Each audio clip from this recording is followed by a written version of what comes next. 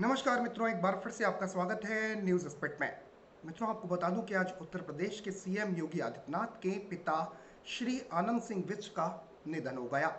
सोमवार सुबह उन्होंने दिल्ली के all India institute of medical sciences यानी एम्स में अपनी अंतिम सांस ली। उनकी हालत गंभीर थी और वेंटिलेटर सपोर्ट पर रखा गया था। लेकिन योगी आदित्यनाथ, जो कि सन्यासी भी हैं, जो कि उत्तर प्रदेश के सीएम भी हैं, उन्होंने पिता के अंतिम संस्कार में न जाने का निर्णय लिया है। साथ ही साथ उन्होंने अपनी मां के नाम एक भावुक चिट्ठी भी लिखी है और इस चिट्ठी में क्या लिखा है वो मैं आपको इस वीडियो में बताऊंगा।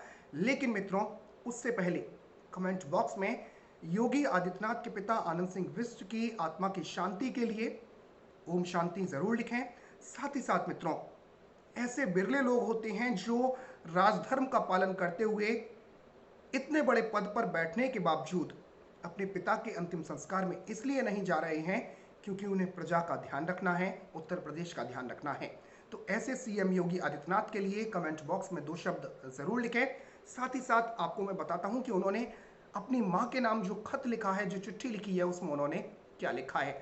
इसके साथ ही आपको बता दूं कि जब उनके पिताजी का देहांत हुआ तो उस वक्त योगी आदित्यनाथ लखनऊ में थे और अपनी कोर टीम के साथ लॉकडाउन में ढील और आगे की कार्रवाई को लेकर चर्चा कर रहे थे। सूत्रों के मुताबिक इसी मीटिंग के बीच उन्हें यह दुखद समाचार दिया गया। लेकिन योगी आदित्यनाथ विचलित नहीं हुए और बैठक को पूरी करने के बाद ही उठे। ऐसे बिरले लोग ही होते हैं जो इतने बड़े दुखद समाचार के मिलने के बावजूद अपने कर्तव्य को सबसे पहले रखें। और यही सीएम योगी आदित्यनाथ ने आज किया कि मीटिंग के बीच में से नहीं उठे और इस मीटिंग में उन्होंने अधिकारियों को यह निर्देश दिया कि कोटा से लौटे बच्चों का होम क्वारंटीन में रहना सुनिश्चित किया जाए। साथ ही उनके मोबाइल में आरोग्य सेतु ऐप डाउनलोड करने के बाद ही उन्हें घर भेजा जाए। इसके साथ ही आपको बता दूं कि 89 साल के उनके पिता थे आनंद सिंह विष्ट और उनका इलाज एम्स के गैस्ट्रो डिपार्टमेंट में चल रहा था। डॉक्टर्स के मुताबिक उन्हें किडनी और लिवर की समस्या थी और आईसीयू में भर्ती थे।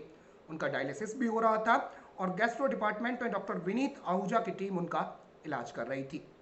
तो पिता की अंतिम सांस के बाद योगी आदित्यनाथ ने अपनी मां के नाम एक चिट्ठी लिखी और उस चिट्ठी में क्या लिखा है वो आपको बताता हूं।